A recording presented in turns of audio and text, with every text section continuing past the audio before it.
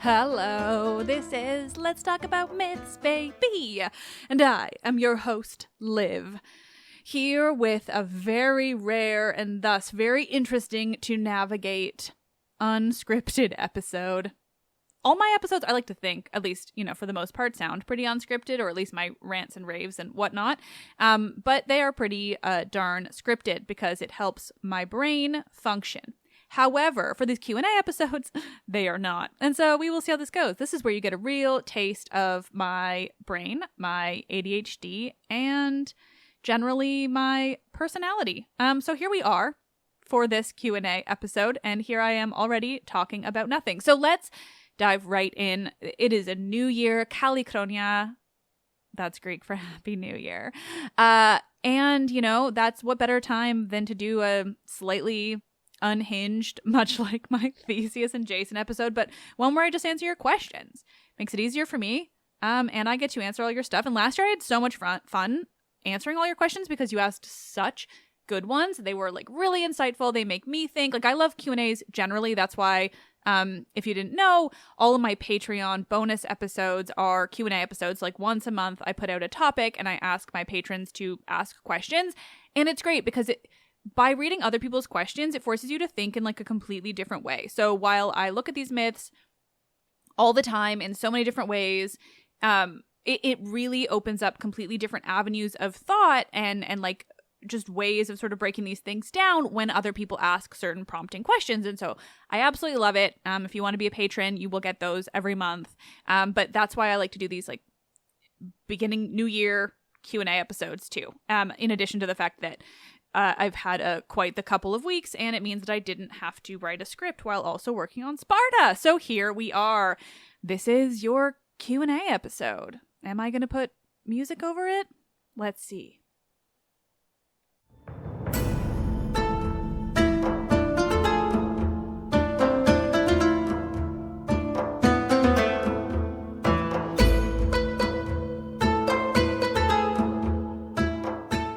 This is the special New Year's Q&A episode, because I feel like it.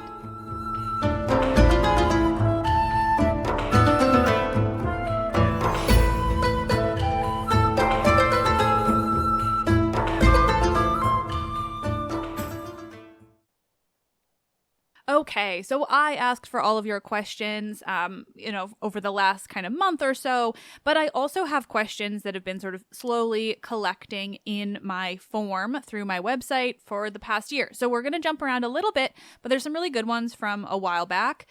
So if you asked your question ages ago, you might just get it answered right now. But we will start with some of the newer ones.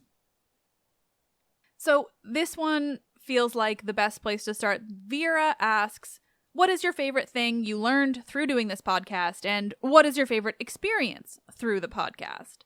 And those are just fun questions that are, kind of perfect way to start. I'm just rambling now. We'll see how this goes. So what is the favorite thing that I have learned throughout this podcast? I can't really quantify or pick something specific because I think generally my favorite thing is just how much I've learned and how much I've grown and how much my knowledge has grown and expanded. I have been doing this for over 5 years now.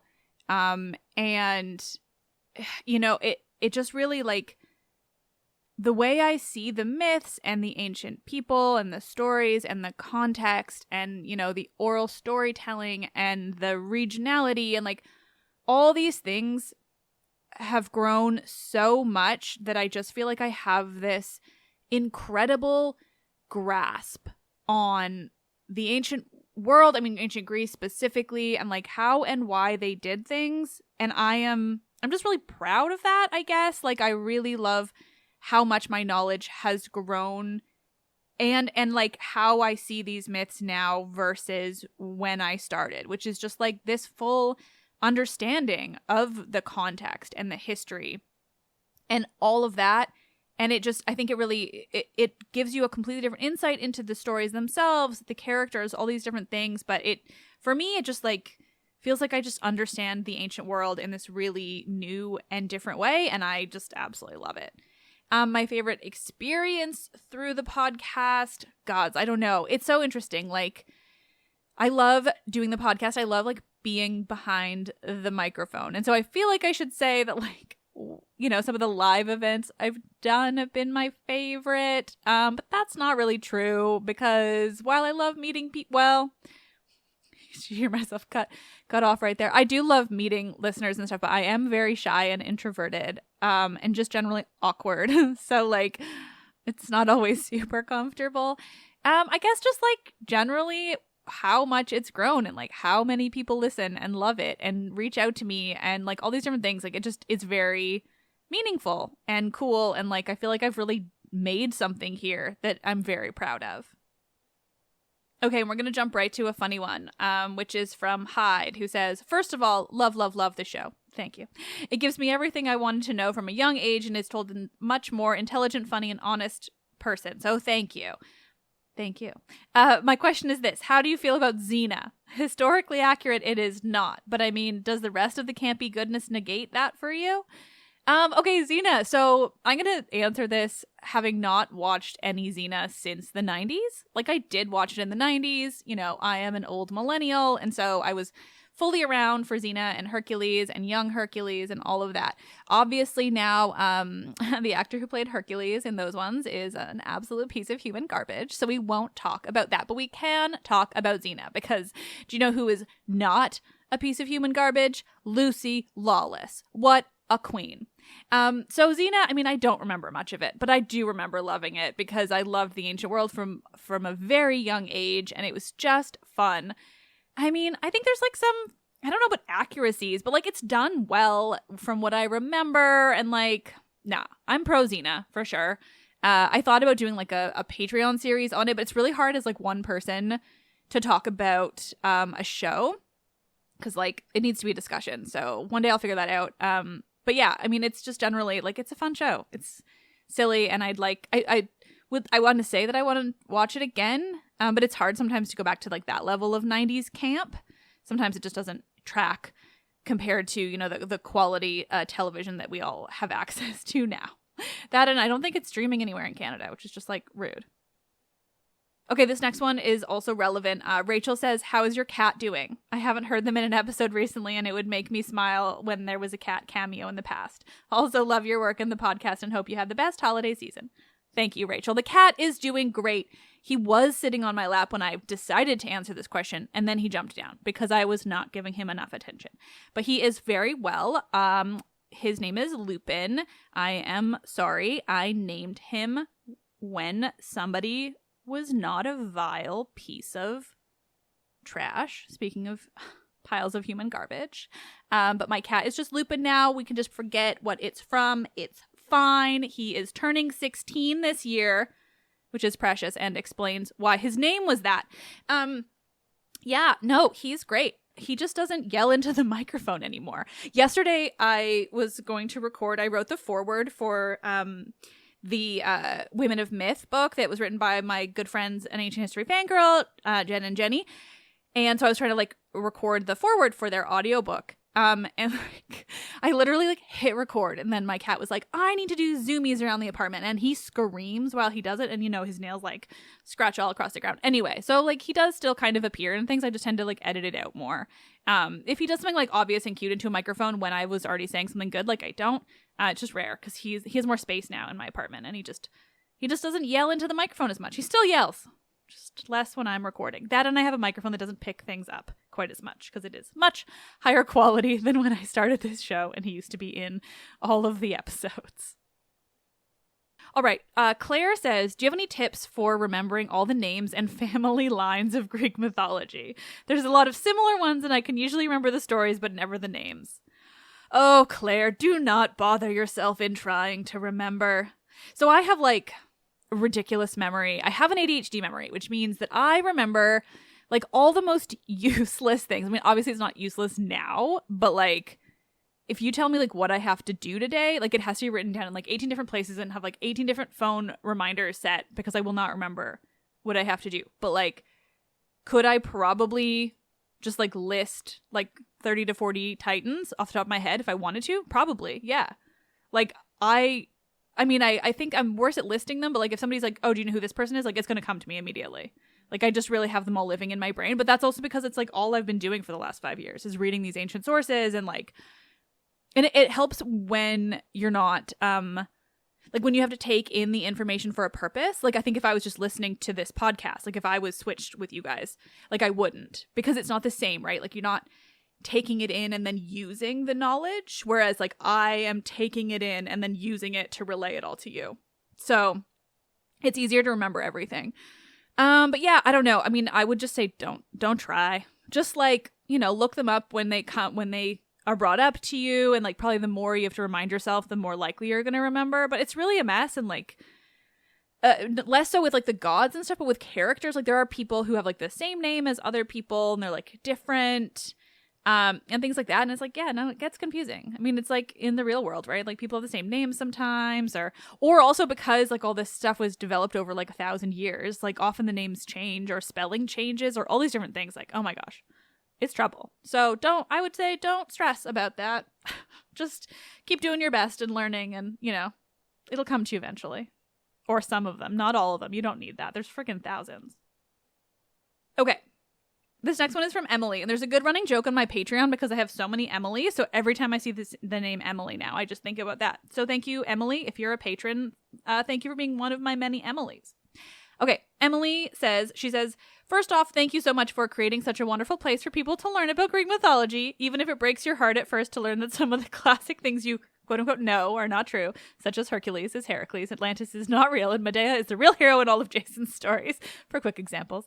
My ADHD brain, hey, mine too, has a running note for random questions I think of while listening, and now they can be asked. Love an ADHD brain, and by that I mean love, hate. Okay, 1. I'm going to answer these as I go, so we'll start with 1. Did you ever find out if ancient Greece had actual direction signs / signposts on the roads for how to get to places like the Oracle? And let me tell you, I wanted to answer this question so bad. Like I probably would have anyway, but like I need to tell you about signposts in ancient Greece. Now, I know for sure that these were the signage in Athens. I don't know offhand if they expanded beyond Athens, but Athens. So, Athens... I think they expanded beyond. They're all over Assassin's Creed Odyssey, I can tell you, but they're not as good, and I'll tell you why. So the signposts of ancient Athens, possibly much of the ancient Greek world, or some of the mainland, certainly, were these things called herms. And oh, do I love a herm. Like, I can't fully express to you how much I love a herm. So a herm, they're named for Hermes because they were originally busts of Hermes. So they're like a head of Hermes on this plinth. So it's just like a rectangular plinth. The plinth itself is not human shaped at all, but there's a head on the top that is fully carved humanoid head sitting on this plinth, and then down the plinth in the middle for absolutely no discernible reason. I'm sure a historian has a reason. I don't want to hear it because I love it too much that it's random. Because on this plinth, this like non-human shaped plinth with a head on top, there's just a penis. And that is the signposts, the directional signposts from ancient Greece. Now that I think about all this out loud, the first time I really recognized that I saw a real herm in real life was in Epidavros, so clearly they were everywhere. They are one of the greatest things about the ancient world, and I can't properly express how much I love them. And they did like point in certain directions. I don't know how it all worked, but they were directional signposts. Just heads on plinths with penises. Fucking love ancient Greece so much, honestly. Okay, number 2. Can we get a drunk Cadmus and Harmonia myth? Medusa would also be great. That is a great idea. I need to record another drunk myth with Jen and Jenny. We've all been so busy for the past while. Like, oh my god, it's hard to keep up. And also, frankly, number 1, drunk myths are so frustrating to edit. They take hours because we just talk about nonsense and we talk over each other and we fuck up and we have bad connections, and because there's 3 of us all across the world, and oh my god, they suck to edit to such a degree that like it makes me not want to record them. But like the actual recording is really fun, obviously, and like having it out in the world is really fun, but it sucks so much. So anyway, one day, that a good Cadmus and Harmonia is a good idea because you all know how much I can rant. Okay, number 3. This one is absolutely ridiculous, but I'm curious. The play names are Oedipus Tyrannus and Oedipus Rex. Is there any correlation with dinosaurs? Great question. Is this the ancient world telling us of the first T-Rex? Well, this is a great reason for me to talk to you about the word Tyrannosaurus Rex. Okay, so the name for the Greek play, right, is Oedipus Tyrannos, means Oedipus the king. Oedipus Rex became more famous because that is the Latin name for the same thing, Oedipus the king. So it's just like technically in English, it's Oedipus the king. I don't know why I could say that so many times. It's unnecessary. But that is the title of the play, and it's just like in the 2 languages, Oedipus Tyrannos, Oedipus Rex. What I want you to take from that information is that the word Tyrannos and the word Rex both mean king. And from my understanding, without having fully looked it up, because I just want it to be like this fully in my head, is that the word Tyrannosaurus Rex essentially boils down to King Lizard King. Because the saurus is lizard. King Lizard King. So good. So he has the word king in his name twice. Phew, love it. Okay, number 4. What is the most quote-unquote mythologically correct quest that you've come across in AC Odyssey? Oh my god, there's so many. I mean, okay, the one that comes to mind, which is like not necessarily mythologically correct so much as it is just like a really fun little like Easter egg, I guess, because there's so many. I wish I could, like, off the top of my head, it's hard to come up with them. I want to figure out how to stream Odyssey for you guys, because like it would be really fun, because I'm such a fucking nerd for that game. I can't express it. Okay, this episode is going on for way too long already. ADHD. This is unhinged. You all better be pre-existing listeners, because if you are brand new and listening to this episode, like, go listen to something else. This is wild. Okay, back to the question.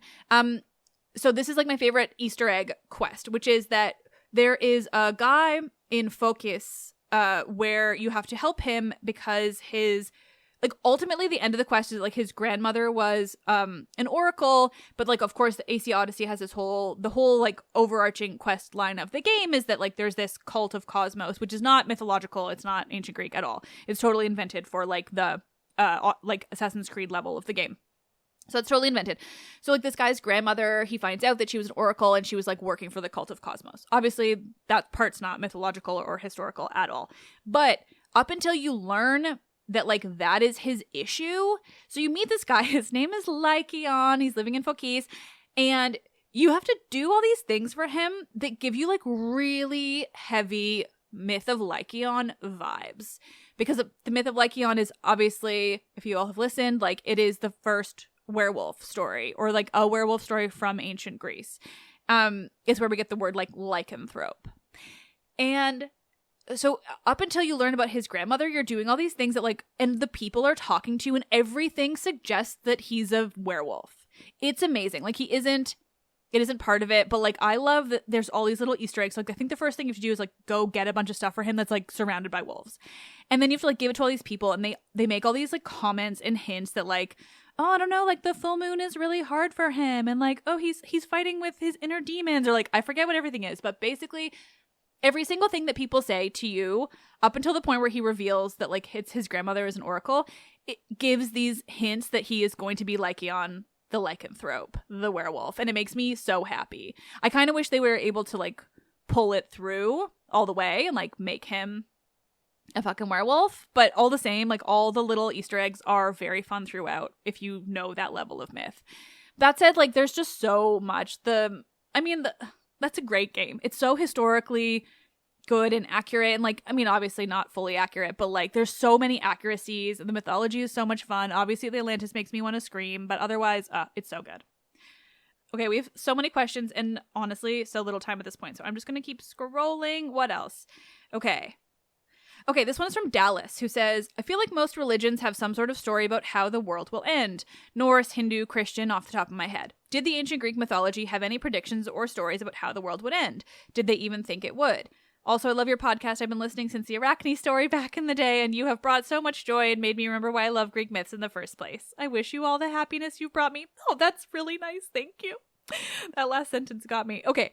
So that is really interesting, and I'm really glad you asked that because I never really considered it before, but you're right. Like, so commonly you have this kind of like end of the world thing, like Ragnarok is the one I can think of, and obviously the religious ones, but I don't like to touch into religion too much, but I'll get to that. But I don't think so. No, ancient Greek didn't really have like an end of the world. They have their flood myth, right? Like so many civilizations of the ancient Mediterranean have a flood myth, but no, they don't really have like an end of the world myth, which I kind of love. It's sort of nice. No, they don't have one. Okay, and that relates right to a question from Natasha, who says, I'm really interested to know if you're religious in any way, and if you've took the time to see what the Torah, Bible, Quran took from Greek and Roman mythology. Just wondering. So as I might have suggested just back there, no, I don't fuck with religion. I am a super atheist. I even find it like, I mean, I think I come at the myths that way too, like as a full-blown atheist. Like, I forget whether I was saying this into my Instagram or into this microphone, because that's where I'm at mentally. But basically, like, I come at these myths looking at the history and the people that like believed them. I'm less interested in any kind of religious aspect. Like, I'm interested in like the literal religious things. So like the things that they did, the practices and the physical actions being done by the people. But like in terms of like a spirituality, I guess is the word I want. I'm not interested in that, except for as it relates to like the historical context. So no, I'm just really not religious. Like I grew up in a kind of like like hippie spiritual realm, and I am like the one in my family who like stepped out of it the most. So no, definitely not religious. I'm really not interested in talking about religion on the show because I don't know anything, and like I don't want to, like, I understand people's feelings, and like I don't want to, you know, ever like make anyone offended or like feel lesser for their beliefs. I just personally do not fuck with religion.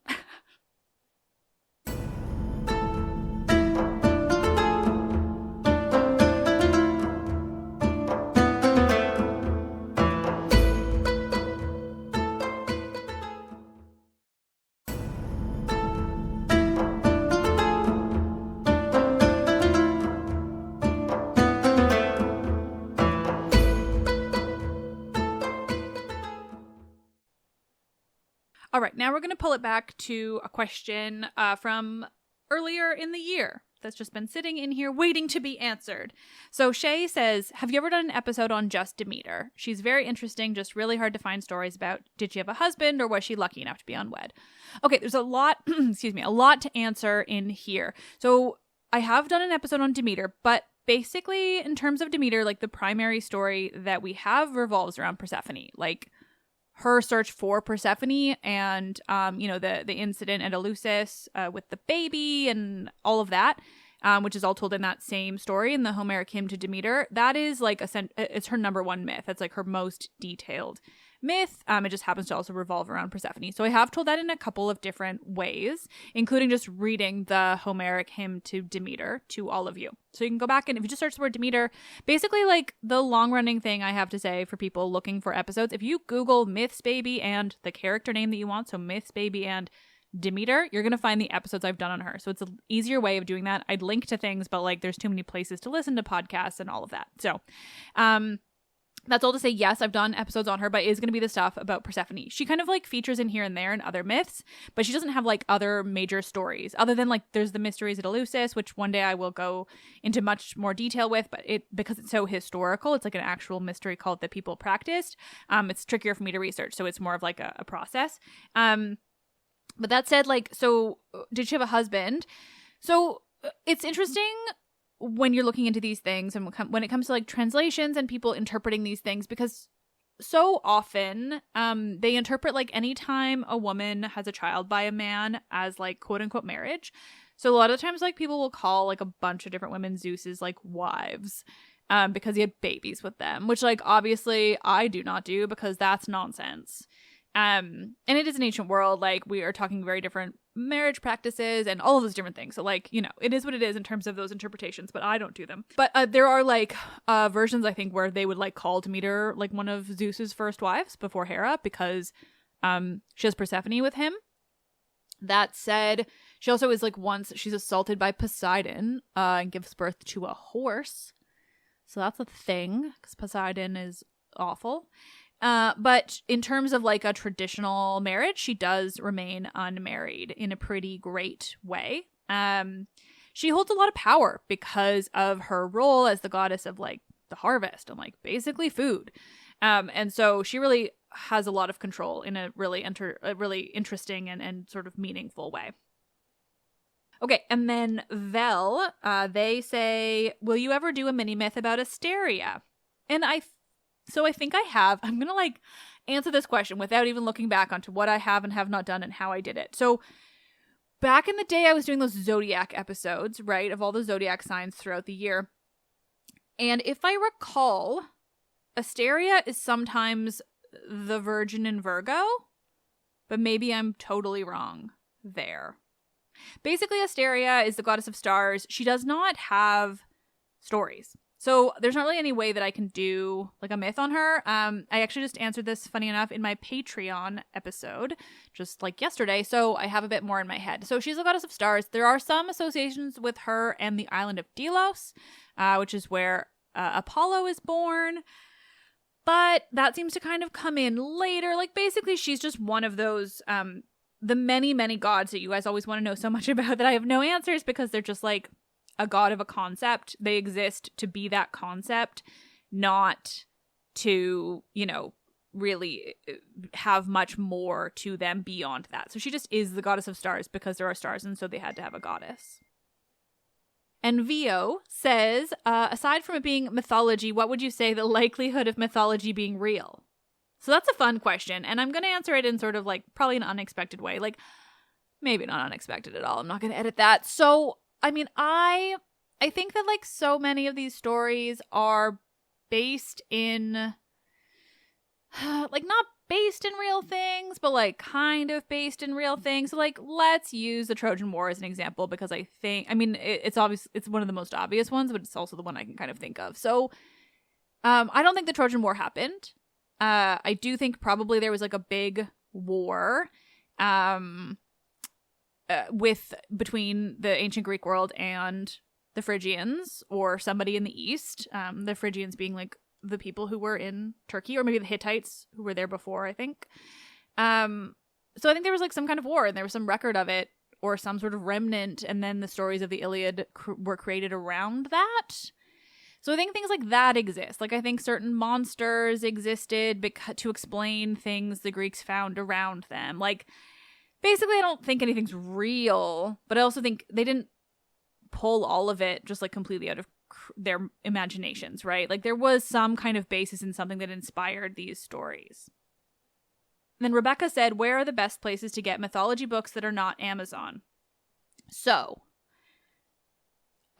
I'm a millennial and also somebody who hates Amazon. So I'm going to answer this in a way that like I don't mean it to sound rude, but in my head it's just like it's an interesting question to be asked this. And I've been asked it twice, once more recently. But so Amazon like took over they just like turned themselves into this like they are the bookstore, but like there are bookstores. Like any bookstore will do. If you're in the States, like you guys have Barnes and Noble. If you're in Canada, we have Indigo. In the UK, they have Waterstones, like, or independent ones, even better. Like bookstores typically too, like they can order you in things. So like just in the way that Amazon would, they'll just order it for you. And then you're not supporting Amazon, you're supporting a bookstore. So like ideally independent bookstores, little local ones that need your dollars. Like I know they're more expensive than Amazon, but there's a good reason. And it is to keep books alive, to keep book selling alive, to keep everything that goes along with it alive. I am biased because like this is like why I went to school is publishing and like keeping all of that going. And I have an English degree and like I care a lot about keeping books and everything moving and like existing, and Amazon is actively working against that. So yeah, like ideally don't buy from Amazon and just like find an independent local store and get them to order something in if they don't have it. The only reason they usually couldn't is like if you have to buy it used. And in that case, you know, it's trickier. Like all the used sites now are owned by Amazon, so it's trickier there. But in terms of like new books, they'll just order it in. Just ask them for it. So just, yeah, bookstores, man. Just bookstores. All right, this next one is a really good one from Kaylee, who says, first of all, I love your show. Thank you. I just found it a couple months ago and I'm obsessed and listen to it whenever I can. My boyfriend and I love to sing randomly. Let's talk about myths, baby. My question is regarding Roman myths. Obviously, the Romans took on some of the Greek myths and made them their own by changing some things like the names, like Zeus to Jupiter. But what I'm wondering is if the locations of the myths changed from Greece to Rome. Like, if there was a Greek myth takes place in Athens, would it still take place in Athens in the Roman myth? I can't speak. Hopefully this question makes sense to you. It does make sense, and I'm really glad you asked it. So this, I think, is like a really common misconception about Roman mythology versus Greek mythology. This isn't actually how it went. So like their gods do for the most part align with Greek gods. You know, Zeus and Jupiter. But that is more so about, as far as I understand it, like more about like location and time period. Like they just ended up that way, you know, like they ended up kind of the same. But like Rome has a lot of gods that Greece doesn't have, and Greece has a lot of gods that Rome doesn't have. They're not all equivalent, just like sort of the major ones. And the myths themselves did not get moved over in the way that I think in the way that people believe, like based on your question. I mean, and I think you're taking it from so many different places and probably from me. Like I probably perpetuated this in the earlier episodes. I will not pretend like I didn't because I didn't understand. But so for instance, like I don't know a ton of Roman mythology that's explicitly Roman mythology. I don't know it because it just doesn't interest me in the same way. But so let's talk about Ovid, because I think that's the glaring obvious one, right? Because Ovid wrote Metamorphoses about all these myths. He used the Roman names for the gods. That's a fact. However, he was basically writing Greek myths just with his Latin names. And it's less, I think it's less about using the quote unquote Roman names for the gods and using the names in his own language, right? Like Zeus was Jupiter. He's not going to say Zeus because he's not writing in Greek. He's writing in Latin. And so he's going to say Jupiter. So I think it's more so about that because, like, for instance, all of his myths, they still take place in all the same places in Greece. All of them, because he's basically like rewriting just myths of transformation. And when they started in Greece, he's keeping them in Greece. And some of them were in Rome, and so he's keeping them in Rome. It's just about myths of transformation. So it's not really like they took the myths. They just had similar gods, and we transliterate to Roman god name, or not transliterate, but translate sometimes to Latin gods' names. But they didn't steal the myths or take the myths in that way. It's a just really common misconception about that. I'm hoping I'm explaining this in a comprehensible way, because it's really interesting, but it is also like generally confusing to deal with because it is such a funny sort of situation and like so often is depicted as this kind of like quote unquote stealing Greek myths or stealing their gods. So that really wasn't it. They really had their own gods, their own mythology, their own everything. It's just that because of their location, their time period, both like really matching up with Greece in a pretty tangible way, the gods just end up having this overlap where we can see the equivalencies across the two mythologies. But like they weren't one and the same, and they weren't stolen. I feel like I had more I wanted to say on that, but I'm going to forget what it is. But like, I mean, yeah, specifically like if there's a myth that takes place in Athens, it's still taking place in Athens in like Ovid. And there are other like later sources like Pseudo-Apollodorus, who was Greek, but like writing more so in the time of Rome. I'm trying to think if he uses the Latin names. I don't think so. He must just be Greek, so maybe that's irrelevant. But yeah, so it's really not about that. It's just like, yeah, it's really interesting, like, because it really just is about us having trouble understanding this type of thing because it's so very foreign to how we operate today, you know? So it's a great question, though, because I think it is really important to look at it this way. And I think I earlier for sure perpetuated this issue. So I'm glad now that I get to answer questions like this and like hopefully clear it up in whatever way that I can. It doesn't help that I'm like not super knowledgeable when it comes to Roman myths because I prefer Greek. But generally, like they were quite different. They just had like some similarities for sure. Again, so I'm doing an Instagram live at the same time as recording this, and it's kind of now causing me trouble because I'm just can't remember what I answered here and what I answered on Instagram, or not live, but Q&A. But so I'm gonna answer this anyway. I don't think that I've already said it here. So Shantanu, he says, "Hi, first of all, I really like your show. It's one of the things that got me deep into Greek mythology after I read the Song of Achilles. So I'm curious to know if you have any plans to dive into other ancient mythologies and make us all fall in love with the rest of them too." So I get asked this a lot. Definitely was asked this on Instagram, which is why I'm mixing them up. And I think it's a good question, but I don't have an answer that I think is going to make people particularly happy. So like, the thing that makes my show special, I think, is my passion for these myths and my knowledge, right? That just inherently does not translate over to other mythologies. So even if I wanted to try to cover other mythologies, it would not be the same because I wouldn't know where to start. I wouldn't know the background, the context, the history. I wouldn't know anything. And I wouldn't have the passion that I have for Greek myth. So it would just be weird. I don't know. Like I do enjoy Egyptian. If I can learn more about sourcing and how to figure out Egyptian myths, I might be interested in that, and like Mesopotamian. And certainly if if there is a expert historian, what have you, who wants to come on and share about other mythologies, I would be thrilled to have them, because I think that crosses the line, the issue that I have, which is that like somebody else will come and share their passion and I will take part in their passion, right? So like that is what makes my show, is my enthusiasm and my passion for this topic, which just doesn't translate over to other mythologies, I am sorry to say. Like broadly, I'm fascinated with the ancient Mediterranean, but I'm more fascinated with the way the ancient Mediterranean interacted with Greek mythology, right? Like just that's just kind of where we're at. So I wish I could say that I had plans to go to other mythologies, but I just don't, because it just wouldn't be the same show, you know? It just would be a completely different kind of concept, and I don't think it would have the same quality. Okay, really quick question from Maddie, who says, "Would you ever consider going on tour? I live in Utah, and I would absolutely die if I was able to meet you in person." So I'm answering this one because, like, I want you guys to understand something about me, which is that, like, I am a normal person.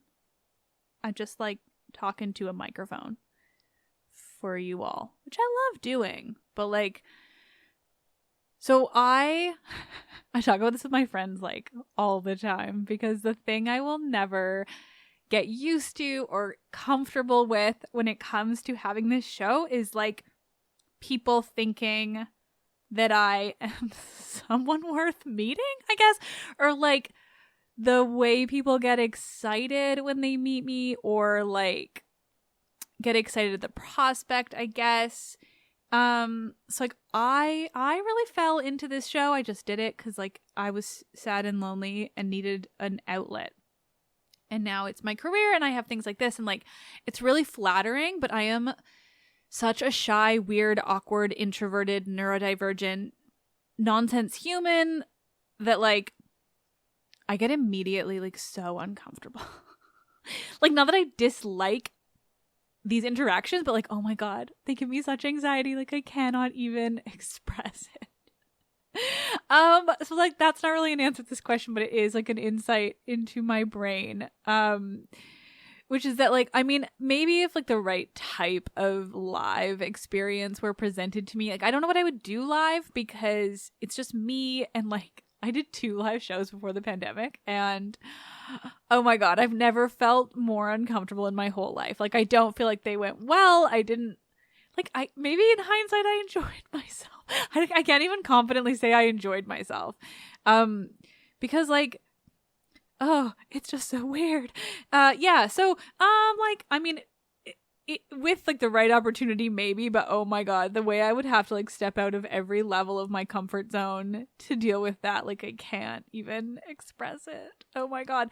I have like had a handful of interactions with people, like listeners and stuff, just like in my own town. Like I did the book signing recently, and like it will never be normal for me. That is so fucking wild, so bananas that like people want to meet me or talk to me or like recognize me. Like it's just gods. Anyway, that's like a really vulnerable insight into my entire life, which is like, I don't know. Gods, I don't know.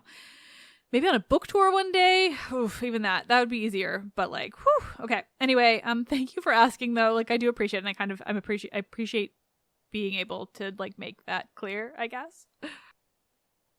Oh, this is a great related question from Ellie. And she says, hi, first I want to say I love your podcast so much. Thank you for making it so fun and interesting. You keep my ADHD so focused. My question, have you ever considered doing vlogs when you go on your awesome trips? I think it would be so cool to see the little tidbits around the places that people who aren't obsessed wouldn't see. If this stresses you out because social media is your job, ignore me. Thank you. I didn't read that last sentence until just now. Yeah, it stresses me out. It stresses me. Like, I don't love doing video. All I do is stare at, like, how my face looks and how my hair looks and how my mouth moves. That I just, like, can't enjoy it. Yeah. No, like, I always wanted to do those things, and I absolutely see the value for you guys. But it ends up making my trips really stressful because I feel like I should, and I feel guilty at myself when I don't, and I don't remember either because like I'm not like a sharer online much. And so like I explicitly don't remember. Also, I have ADHD like you. And so like I don't remember, and then I'm like, I should remember, and then maybe I try to set an alarm and then I miss that alarm, or like I snooze it, or like I set a reminder but I ignore it, and then I've already gone to the place and I didn't film anything, and then I feel bad, and like I'm gonna pull out of this like super personal answering session here because it's already making me uncomfortable. But like, yeah, I'm just not like, social media is not a thing I'm super comfortable with. Being on camera, remembering to do things, all of that stuff is like so tough for me. So yeah, I mean, I'm always considering it, but like, even like I recorded like a video on Samothrace, specifically for my Patreon people, and I just remembered now that I did that 6 months ago, and I haven't done anything with it because I don't remember, and I hate editing video and doing things with video, and like, so yeah. I think about it. I think it's a really good idea, and I probably will never do it, but thank you, and I'm sorry.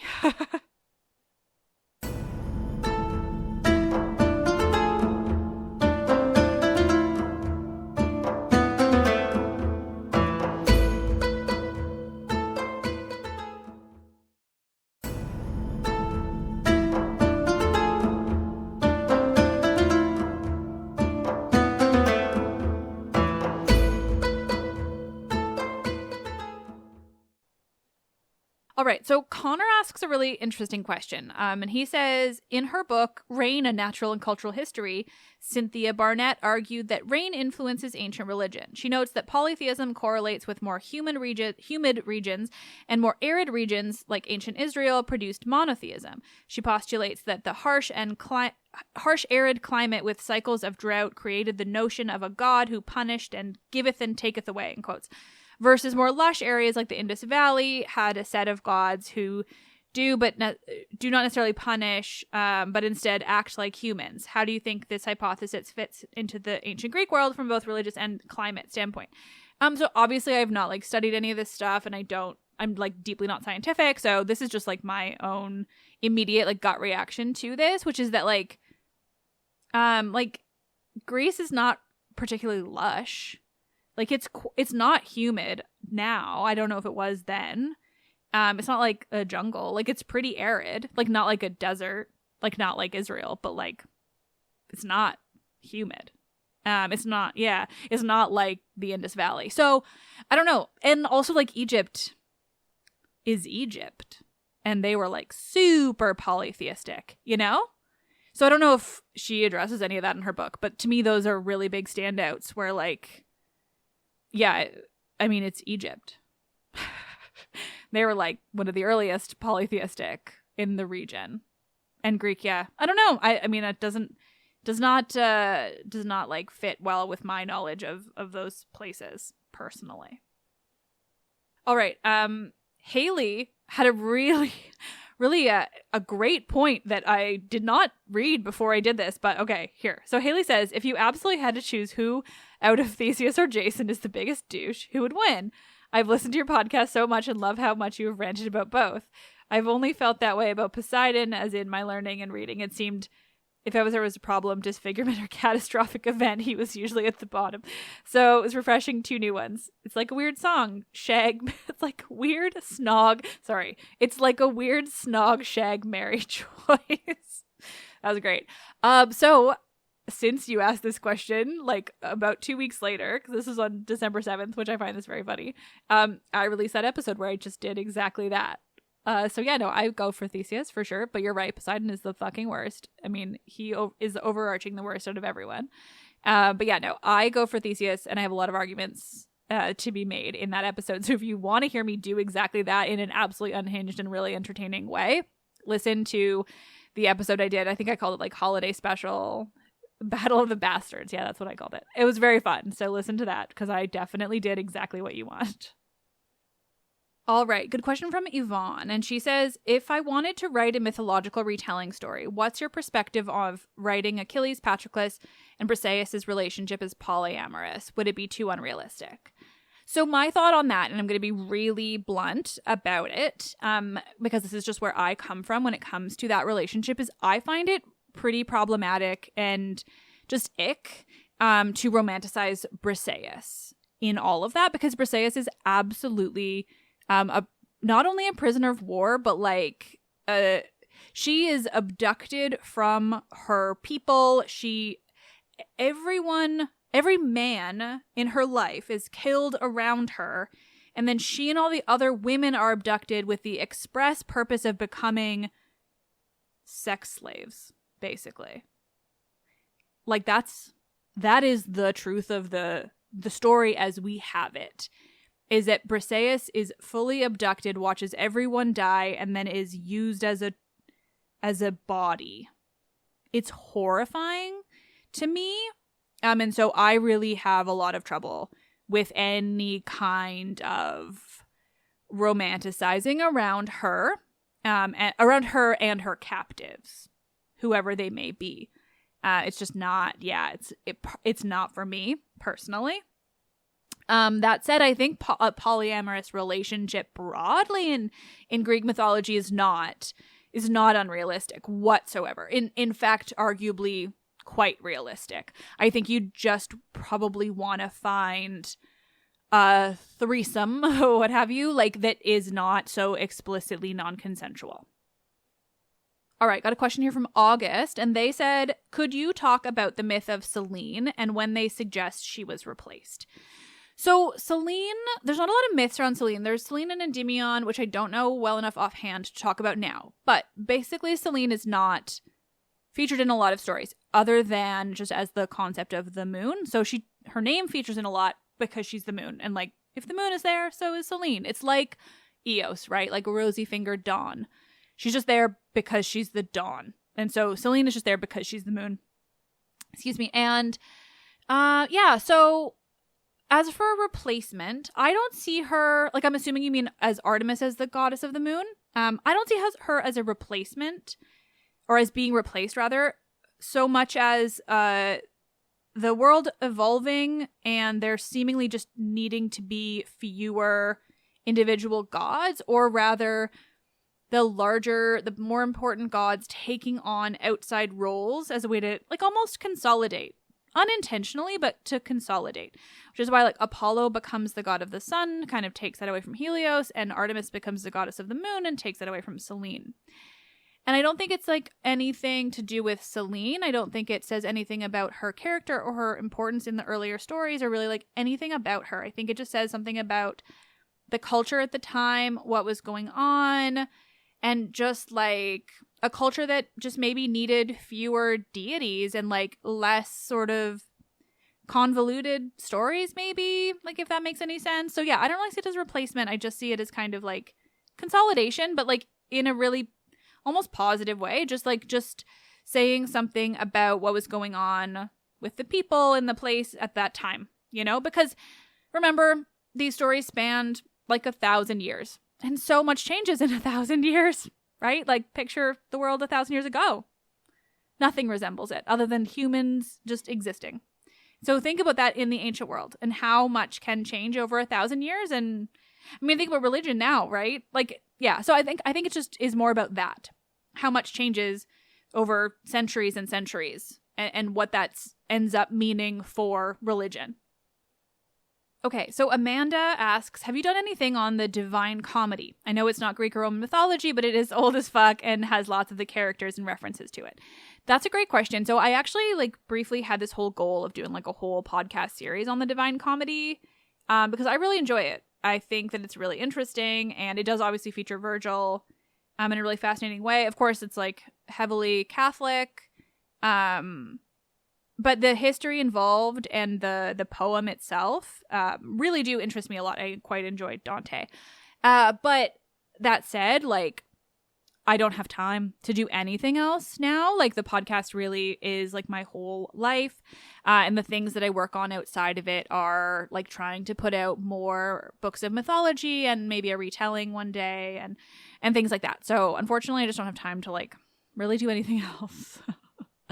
But such is life. My job is cool, I will admit. Okay, and then Stephanie says, if you could have one mystery solved from the ancient world, what would it be? And I wanted to answer that one because my current obsession, as many of you might know, is with the island of Samothrace, Samothraki in Greek. And on Samothraki, there was a mystery cult, the Samothracian mystery cult. And there is like a whole complex of buildings that survives. It is huge. It's amazing. It's like the most incredible place in the whole world.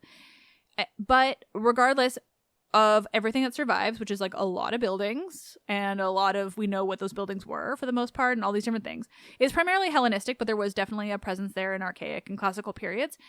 And we don't know what they were doing there. We know that it was a mystery cult. We know that it was the second most important mystery cult. We know generally that the mystery cult promised safety upon the seas if you were inducted.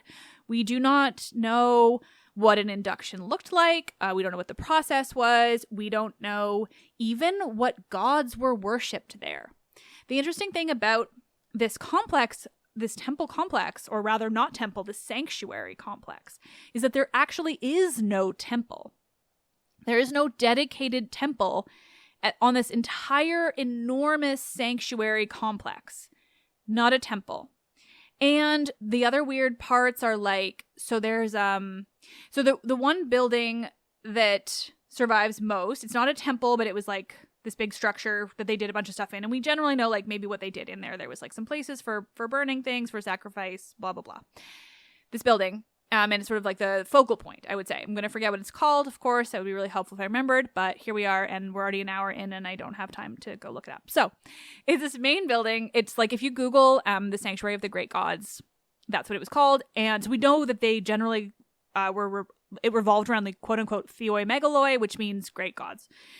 We don't know who those were, really. Like, we know there was like some basis in like a worship of earth goddesses, mother goddesses, things like that. But generally there's this building. If you Google it, you'll see like it's the only one that has like recreated columns standing. It's gorgeous. Marbles all sparkling. It's beautiful. However, there's also a theater. Like an amphitheater, right? The regular whole stair situation. However, that does not have a stage. The theater does not have a stage.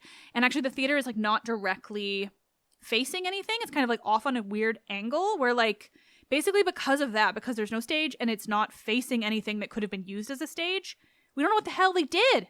We don't know what was going on. It's such a mystery. I just want to know everything about this Samothracian mystery cult. I want to know what gods. We know that the Kabiroi were involved, which are like kind of mysterious generally. There's these gods from Lemnos, and they were heavily involved. And we know like quote unquote great gods, but like, oh, it's such a mystery. I love it so much. It's fucking fascinating. So I just want to know everything about Samothrace, basically.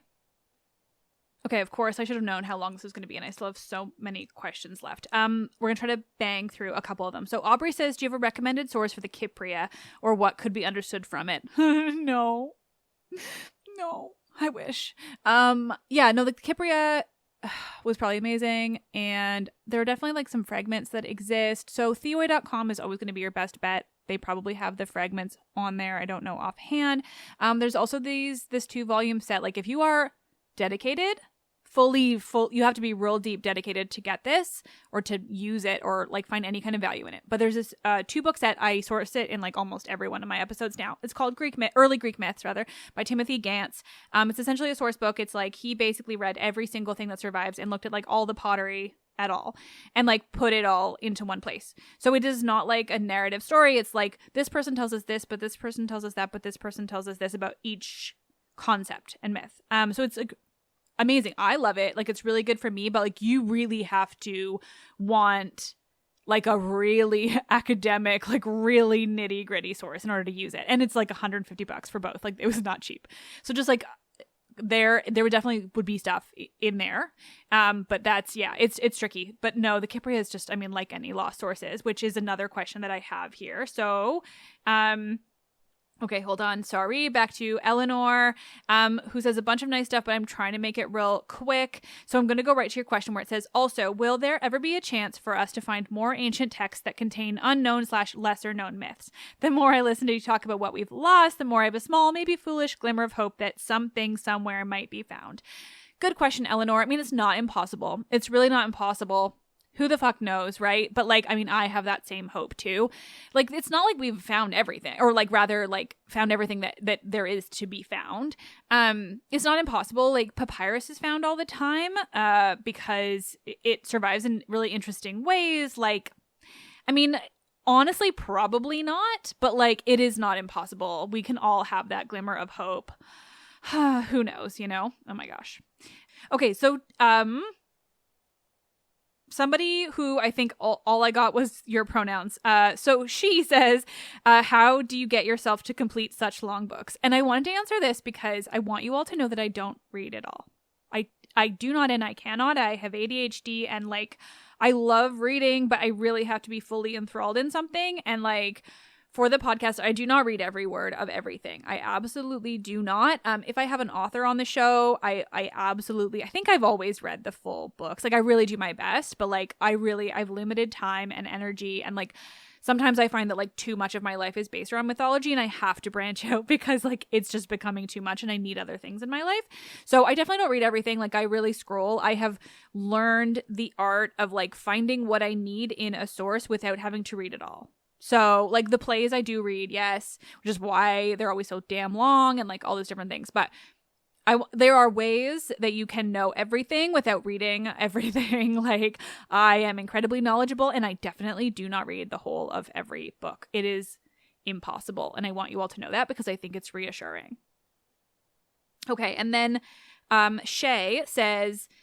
2 questions. They're sorry if it's too much. It's all good. Also, I don't know if you had pronouns. I apologize. Oh, sorry. She says, I'm sorry if it's too much. It's all good. Have you ever learned of Lampades, the underworld nymphs? Were they part of Greek mythology or more modern thing? I could never find too much on them. And I know you did 2 Demeter related episodes, but is there anything you could tell us about her marriage?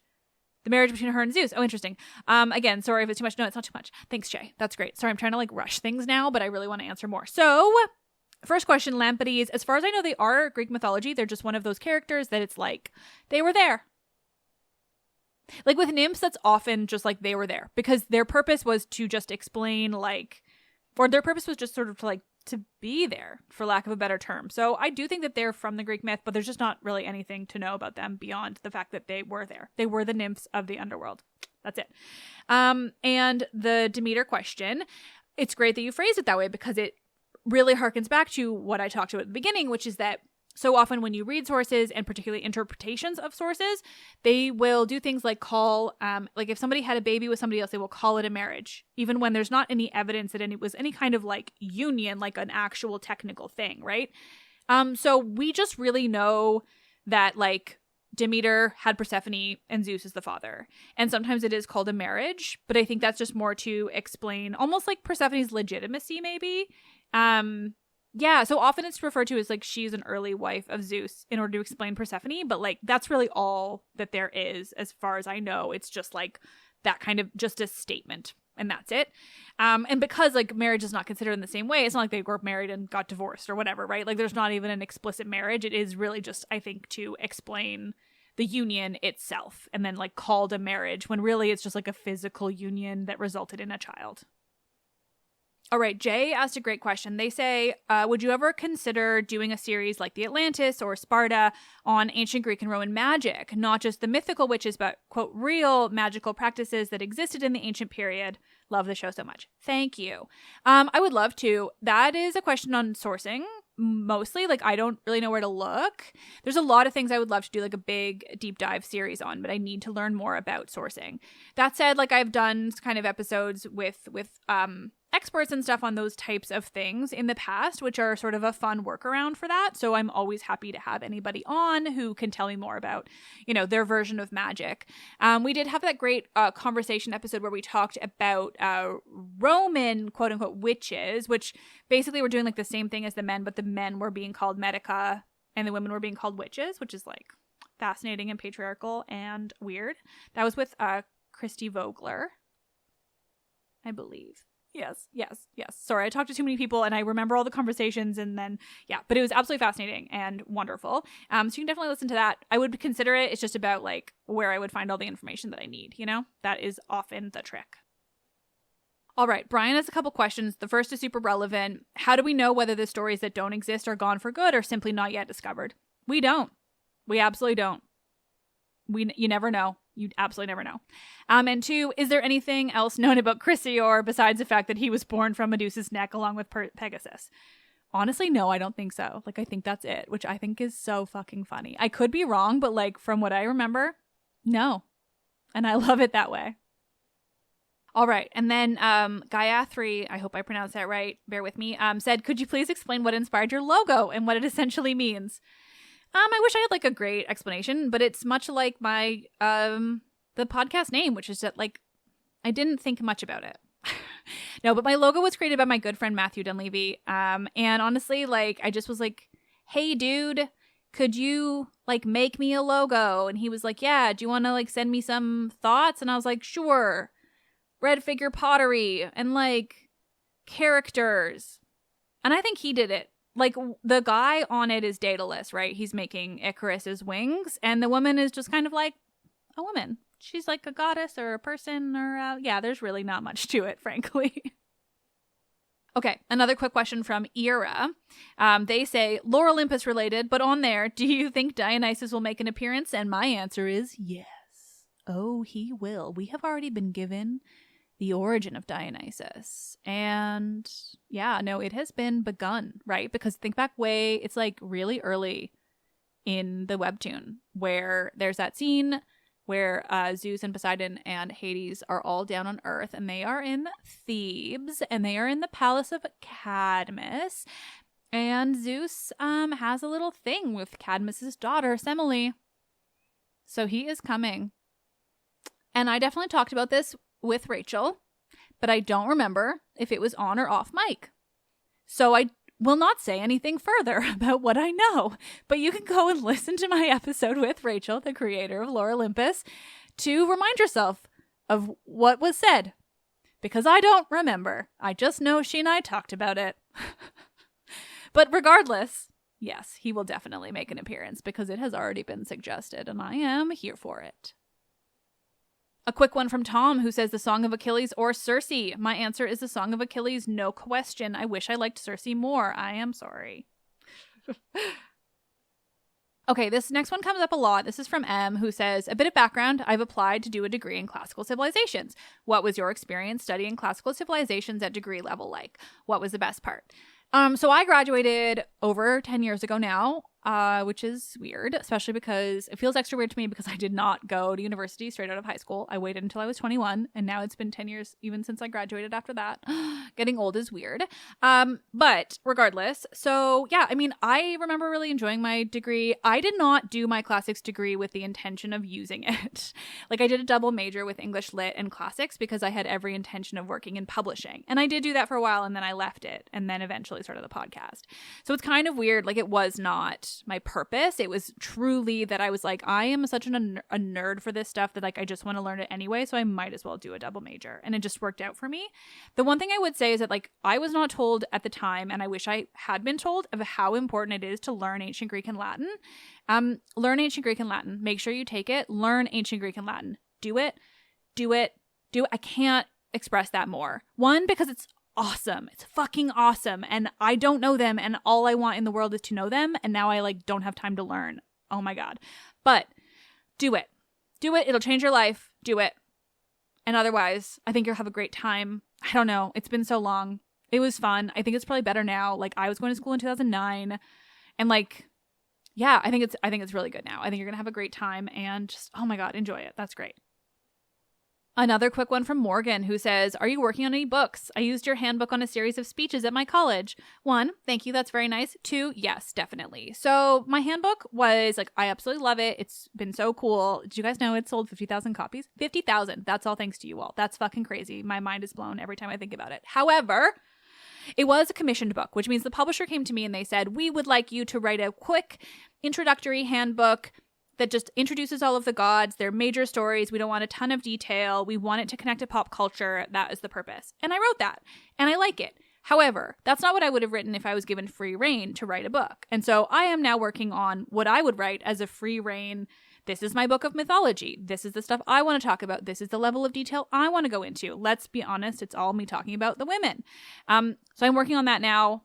Hopefully it goes somewhere. You never know. This process is super long, but I am working on it. And I am always working on my retelling novel, but who the fuck knows, because I really struggle with writing fiction and having the time to write. But basically the answer is still yes, I am working on books. All right, and we are going to end this with a question from Sammy, and this is totally on me. This is how I want to end it. And they ask a bunch of different things. Number 1, what's your favorite storyline in AC Odyssey? Okay, these are all Odyssey questions, let's be honest. This is all about Assassin's Creed Odyssey, because, yeah, like, I still do play it all the time. 2 years in. I'm cool, if anyone's wondering. I definitely have a life. Okay, what is my favorite storyline? Okay, so I think for just the silliness of it and quotability, I'm going to go ahead and say maybe it's like all of the storylines in Pefka are quite funny. They're just like silly in a great way, but mostly the Minotaur tours, because the Minotaur tours. Yeah, basically that. It's so silly and fun.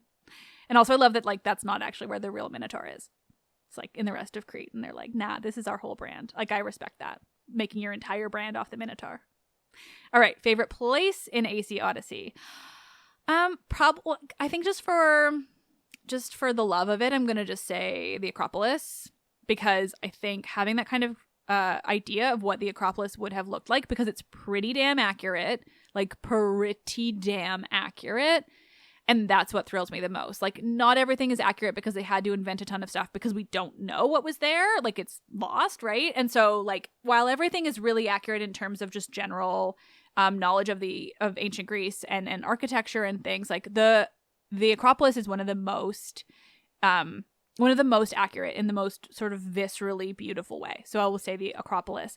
I also had this really funny experience. Like, I got a tattoo of it's called the Antefix. It's like this little sort of flowery shaped piece of architecture that sits at the very top, like the tip of the Parthenon. And I got a tattoo of that, and I love it more than anything. But I was with a friend who's like not super into the ancient world, and so she was talking about this tattoo, and I was like, oh yeah, it's an Antefix. It's like the thing. And she was like, oh no. I know I stand upon that to synchronize. Don't worry. I may not know what it's called, but we stand on that tip to synchronize in the various temples in Assassin's Creed Odyssey. And I'm like, yes, thank you for understanding it purely from AC Odyssey, like the thing that you have to jump on the tip of a, not the one, like some of them are like a Nike, but not the Nike, like the other one to synchronize. So fucking dorky. All right. Favorite, this is still continuing with Sammy because we're just finishing it all off with this AC Odyssey. Favorite AC Odyssey character. I'm going to keep it simple. Cassandra. Obviously Cassandra. She's just the best, and everyone should play through with her because Alexios is weird as the good guy and Cassandra is weird as the bad guy, and thus we must all play Cassandra. Yeah, I mean, honestly, I really like that game. It's really fun. It's really well done. And I'm going to be honest with you, Sammy, you and I are going to keep the last part of your question secret because my answer is no. And yeah. I kind of like this mystery. Are you going to even remember what the last part of your question was? We shall see. Okay, what a way to end it.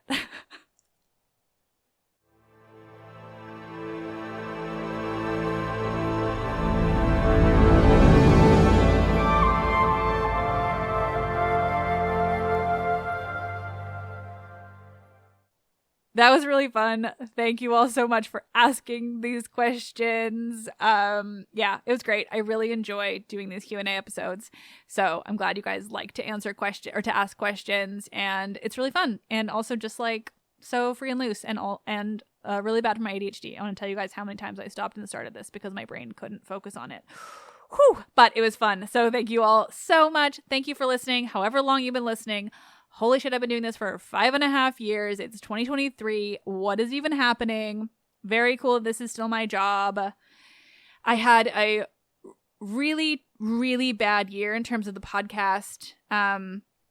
Things I don't talk about because it's all the business side of it. But basically, like, the number of really epic and really kind of like shattering disappointments and really shitty things happen, like companies really screwing me over. Like the number of things like that that happened last year made it really difficult. It looked from the outside like it was wonderful because I traveled to Greece twice, and that was incredible, and I wouldn't take it back. But I booked all those things when I had a company that had fully made a deal with me to guarantee me income rather than me having like a question mark, like I don't know what I'm going to make from month to month. I was supposed to have a confirmed amount and I knew I could then book a trip.